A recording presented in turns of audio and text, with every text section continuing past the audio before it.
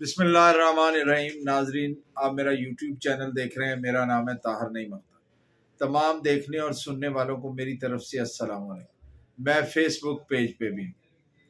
دیکھیے، میاں محمد نواز شریف صاحب نے اپنے ٹکٹ جن کو انہوں نے گرانٹ کرنی تھی یا امیدواران جنہوں نے ٹکٹوں کے لیے اپلائی کیا تھا، اسے انہوں نے اپنی ایک پارلیمانی میٹنگ کا نام دے کر اس سے خطاب فرمایا۔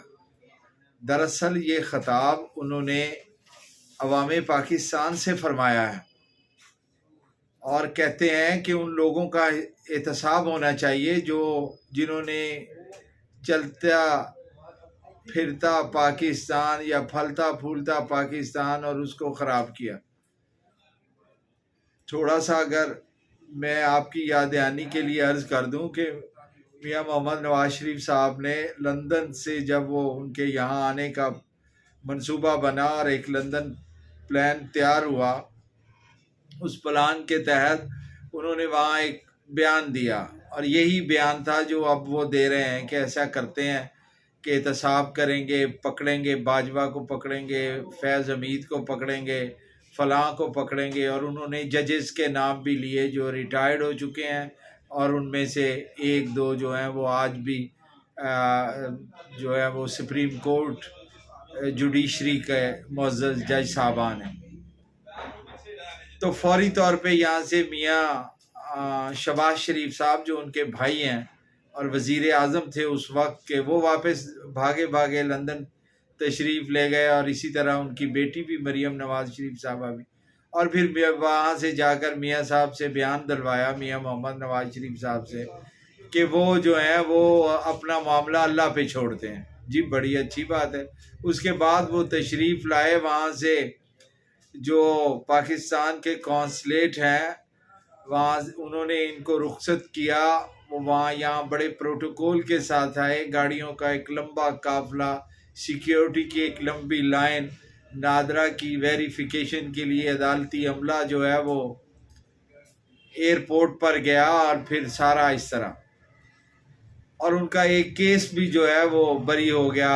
جسٹس عامر فاروق صاحب کی سربراہی میں جو بینچ بنا، اس نے وہ کیس ان کے حق میں کر دیا اور ان کو بری کر دیا۔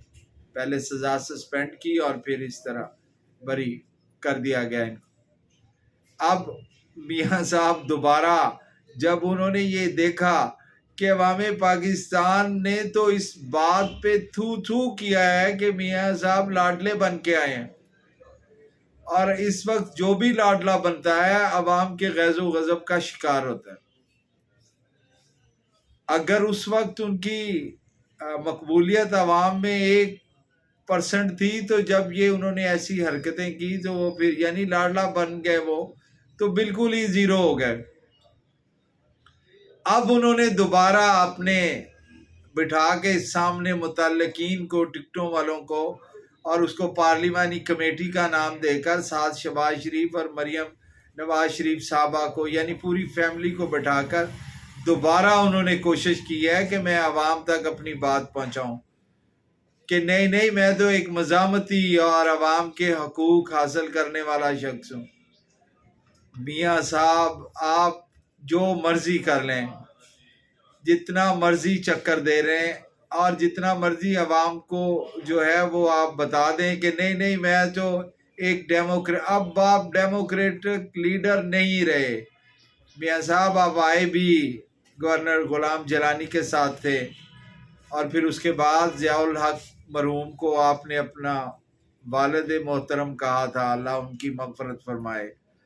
اس کے بعد آپ درمیان میں ڈیموکریٹ ہونے کی آپ نے کوشش کی، ناکام، لیکن صرف اور صرف پبلک کے لیے، اور حقیقی معنوں میں آپ ڈیموکریٹ نہیں بنے۔ اب جو ڈیموکریسی کا جو آپ کا ہے وہ سب دیکھ چکے ہیں کہ آپ کتنے ڈیموکریٹ ہیں۔ آپ لاڈلے ہیں، آپ نے لاڈلے رہنا ہے، اور آپ نے ہی کام کروانا ہے۔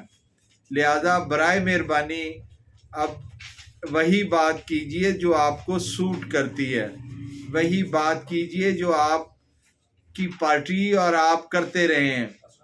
آپ نے آپ کی ہدایت پر آپ کی پارٹی اور پی ڈی ایم نے 17 ماہ میں ملک کا بیڑا غرق کر دیا ہے.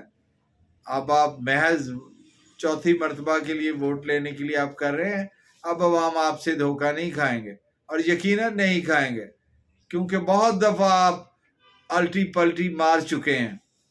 اب تو وہی چلے گا جو عوام کے ساتھ کندھا ملا کے کندھا کھڑا ہوگا اور اپنے حقوق کو غصب کرنے والوں کو لائے گا وہ کٹہرے کے اندر. بہت مہربانی، بہت شکریہ، غور فرمائیں.